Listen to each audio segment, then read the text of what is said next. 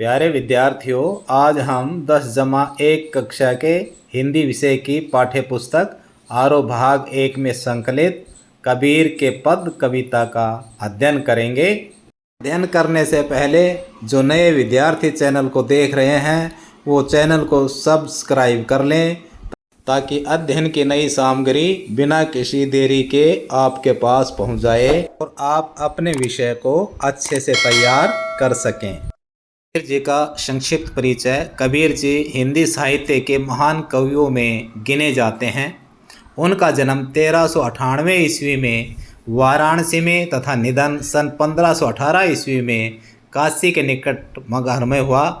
एक जनश्रुति के अनुसार उनका जन्म होने पर उनकी माँ ने उन्हें काशी के लहर तारा नामक तालाब के तट पर फेंक दिया, जहाँ से गुजरते हुए नीरू और नीमा नामक जुल्हा दंपति ने बालक को उठा लिया और उसका पालन पोषण किया। कबीर जी के गुरु का नाम रामानंद था। उन्होंने स्वयं भी कहा है, काशी में हम प्रगट भये रामानंद चेत आए। कबीर जी ने अपने साहित्य में जगह जगह पर अपने आप को जुलाहा कहा है।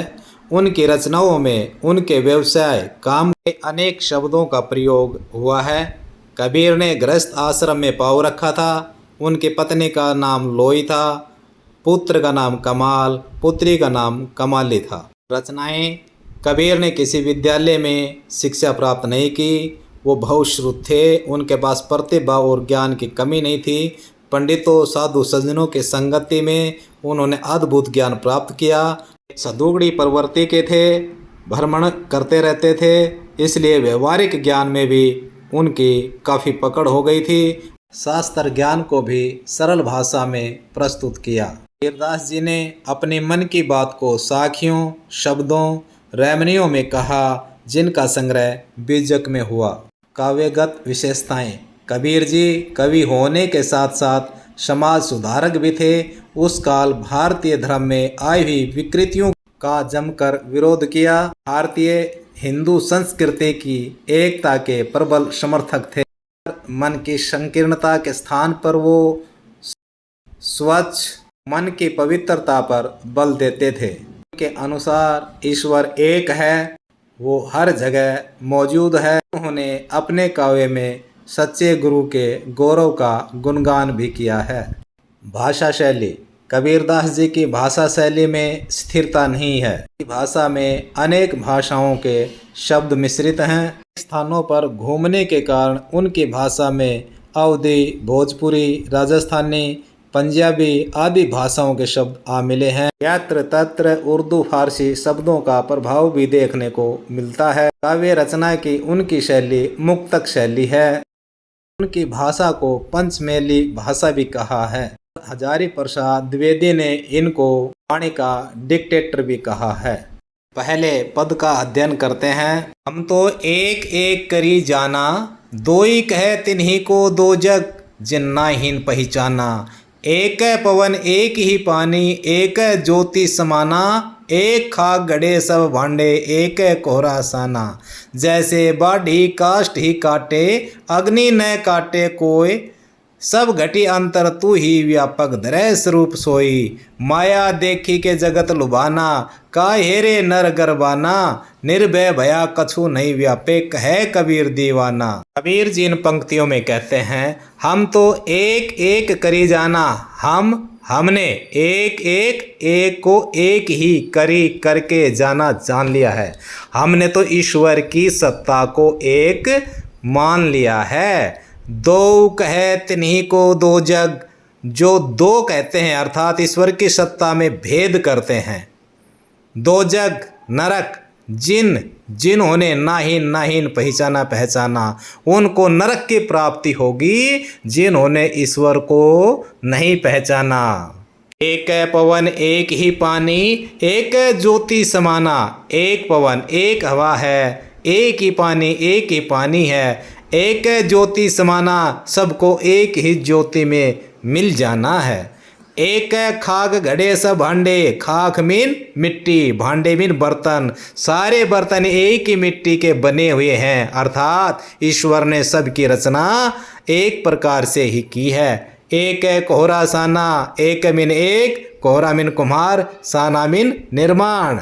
कहता है कि एक मिट्टी के सब बर्तन बने हैं और एक ही कुम्हार ने उनका निर्माण किया है, अर्थात पूरी सृष्टि का निर्माण ईश्वर ने एक ही प्रकार से किया है। जैसे बाढ़ी काष्ठ ही काटे, अग्नि न काटे कोई। बाढ़ी बढ़ई, काष्ठ लकड़ी, काटे काटता है, अग्नि आग, काटे काटना। ऐसे बढ़ई लकड़ी को तो काट देता है लेकिन उसके अंदर की ऊर्जा को समाप्त नहीं कर पाता है। कबीरदास जी अगली पंक्ति में स्पष्ट करते हैं, सब घटी अंतरी तू ही व्यापक धरै स्वरूप सोई। सब मिन सब, घटी मिन हृदय, अंतरी मिन अंदर, तू ही व्यापक, सब जगह, धरे में रखा हुआ, स्वरूप में रूप, सोई माने वह अर्थात ईश्वर। कबीरदास जी कहते हैं, हे ईश्वर, सब घटी अंतर तू ही व्यापक धरै स्वरूप सोई।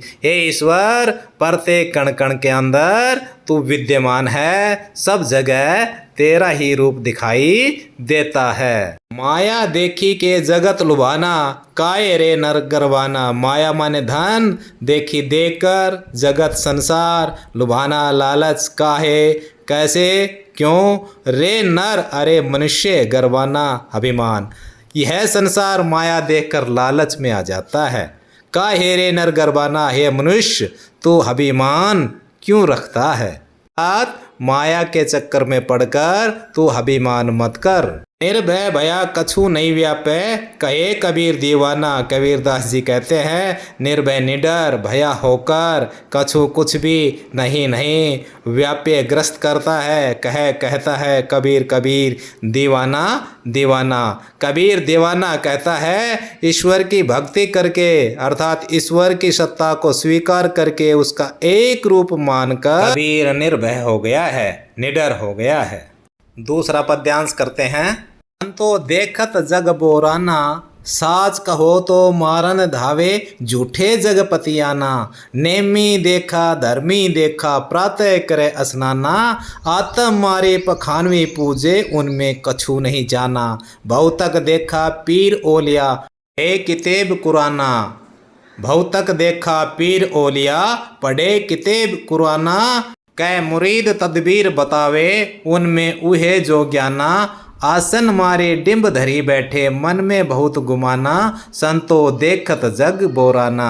संतो देखत जग बोराना, हे संतो देखो यह संसार पागल हो गया है। साच कहो तो मारन धावे, साच सच्ची बात, कहो कहने पर, मारन मारने, धावे दौड़ता है, झूठे झूठ, जग संसार, पतियाना विश्वास। साच कहो तो मारन धावे, सच्ची बात कहने पर यह संसार मारने के लिए दौड़ता है। झूठे जग पतियाना, और झूठ पर विश्वास करता है। नेमी देखा धर्मी देखा, प्रातः करे स्नाना। आत्म मारे पखाने पूजे, उनमें कछु नहीं ज्ञाना। नेमी देखा नियम वर्त वाला देखा, धर्मी देखा धर्म कर्म करने वाला देखा। प्रातः करे स्नाना, और जो सुबह स्नान करके आत्म मारी, आत्मीन खुद को अर्थात स्वयं के ज्ञान को, आत्म मारी पखाने पूजे, जो स्वयं के ज्ञान को मारकर पखान ही पत्थर पूजता है, सच्चे ज्ञान से वंचित है, अर्थात ऐसे लोगों के पास ज्ञान नहीं होता है। बहुतक देखा पीर औलिया, पढ़े किताब कुराना। कै मुरीद तदबीर बतावे, उनमें उहे जो ज्ञाना। बहुतक बहुत अधिक देखा देखे, पीर औलिया मुस्लिम धर्म गुरु, पढ़ते हैं, किताब कुराना कुरान।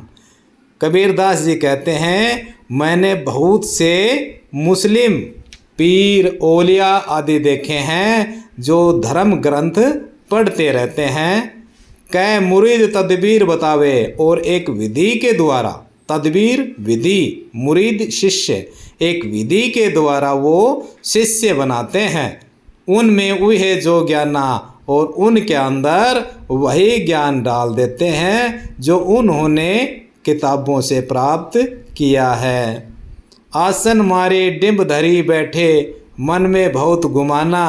आसन मारी, आसन लगाकर, डिंब धरी, आडंबर रचकर बैठ जाते हैं। मन में बहुत गुमाना और मन में बहुत अधिक अहंकार लिए रहते हैं। कबीरदास जी कहते हैं ऐसे लोग आसन लगाकर, आडंबर रचकर, मन में अहंकार भरकर बैठ जाते हैं कि उनके समान संसार में कोई दूसरा ज्ञानी नहीं है। संतो देखत जग बोराना, हे संतो देखो यह संसार बावला हो गया है। पीपर पाथर पूजन लागे, तीर्थ ग्रह भुलाना।